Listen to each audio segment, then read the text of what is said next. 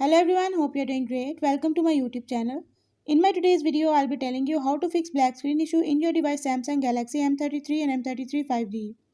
So if you're facing white screen or grayscale screen issue in your device Samsung Galaxy M33 and M33 5G, you can fix it by following a few steps which I'll be sharing with you in my today's video. But before that, hit the red subscribe button and the bell icon so you are the first one to know when I upload anything new. Now watch this complete video and you will learn how you can fix widescreen and grayscale screen issue in your device.